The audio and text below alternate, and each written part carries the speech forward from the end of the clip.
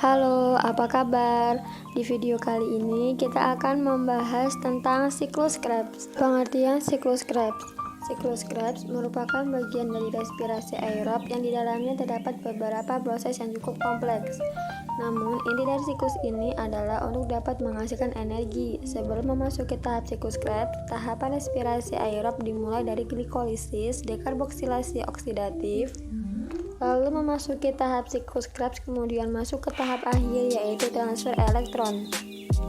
Hans Krebs adalah seorang ilmuwan biokimia berkebangsaan campuran Jerman dan Inggris yang merupakan penemu dari siklus Krebs.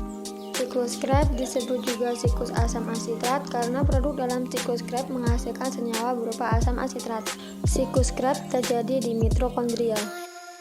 Bagaimana tahapan proses siklus Krebs? Secara singkat, tahapan siklus Krebs ini ada 8 tahapan. Pada tahapan pertama, asetil KOA yang memiliki 2 atom karbon merupakan hasil dari dekarboksilasi oksidatif akan mengalami kondensasi bersama dengan senyawa oksaloasetat yang memiliki 4 karbon, sehingga antara gugus asetil dan oksaloasetat membentuk ikatan menjadi senyawa berkarbon 6 yang dikenal sebagai sitrat atau asam asitrat. Karena asam asitrat ini merupakan senyawa yang terbentuk pada tahapan pertama siklus ini, dikenal sebagai siklus asam. Pada saat pembentukan asam asitrat, ini KOA akan dilepaskan sehingga sitrat tidak memiliki koenzim A. Nah, enzim yang berperan pada tahap pertama ini adalah sitrat sintase. Selanjutnya, pada tahap yang kedua, sitrat akan mengalami perubahan menjadi isositrat yang masih memiliki karbon 6 karena reaksi yang terjadi pada tahap ini hanya isomensasi atau perubahan dari suatu senyawa menjadi senyawa yang lain yang masih memiliki rumus senyawa yang sama. Nah, pada tahap ini terjadi 2 reaksi, yaitu pelepasan molekul air atau H2O yang prosesnya dikenal sebagai dehidrasi. Namun, kemudian pada tahap ini juga terjadi proses penambahan molekul air yang prosesnya dikenal sebagai hidrasi. Proses pengubahan sitrat menjadi asam asitrat menjadi asam sitrat ini dikatalisis oleh enzim alfonitase. Yang pada tahap yang ketiga, isositrat yang memiliki 6 karbon akan diubah menjadi alfa ketoglutarat yang memiliki 5 atom karbon, sehingga pada saat ini terjadi pelepasan ikatan yang berarti ada elektron yang dilepaskan.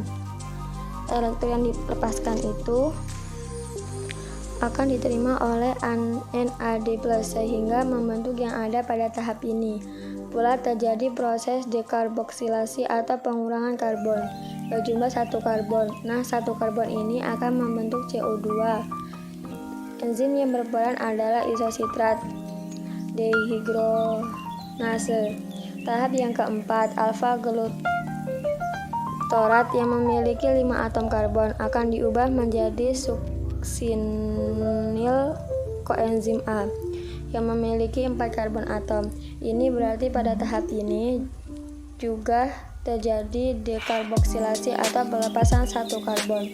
Nah, 1 karbon ini akan membentuk molekul karbon dioksida polar. Selain itu, pada tahap ini pula terjadi reaksi reduksi NAD+ sehingga membentuk NADH karena pada tahap ini terjadi pengubahan dari alfa glutarat menjadi signesil KOA, berarti terjadi penambahan KOA yang masuk pada reaksi.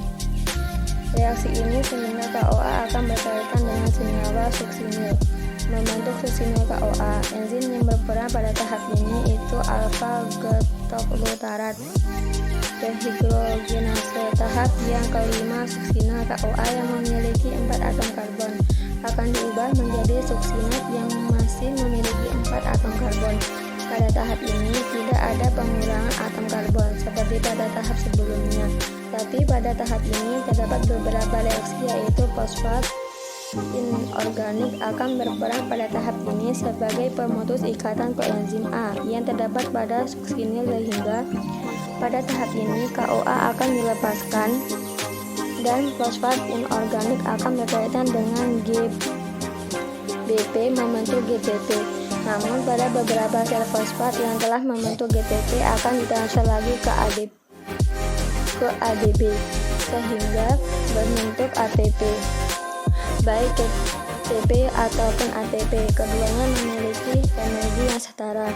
Enzim yang berperan dalam tahap ini adalah suksinat KOA sintase. Tahap yang keenam yaitu suksinat yang memiliki 4 atom karbon akan diubah menjadi fumarat yang memiliki 4 atom karbon. Nah, pada tahap ini terjadi pelepasan elektron sehingga elektron akan ditangkap oleh FAD membentuk FADH 2 kali. Enzim yang berperan untuk mengkatalis senyawa suksinat menjadi fumarat adalah suksinat dehidrogenase. Tahap yang ketujuh terjadi pengubahan fumarat menjadi malat. Enzim yang berperan pada tahap ini adalah fumarase. Pada tahap ini adalah penambahan air atau NaNH2O yang prosesnya dikenal sebagai hidrasi. Selanjutnya, tahap yang ke-8, malat akan diubah kembali menjadi oksaloasetat. Pada tahap ini pula terjadi pembentukan NADH yang berasal dari NAD+. Enzim yang bekerja dalam tahap ini adalah malat dehidrogenase. Dengan demikian, dalam satu kali siklus menghasilkan 3 NADH, 1 FADH 2 kali, dan 1 ATP. Karena pada dekarboksilasi oksidatif menghasilkan 2 asetil KOA, berarti pada siklus Krebs ini menghasilkan 6 NADH, 2 FADH 2 kali, dan ATP. Nah, sudah dijelaskan ya tentang siklus Krebs. Semoga teman-teman semua bisa mengerti. Sekian dan terima kasih.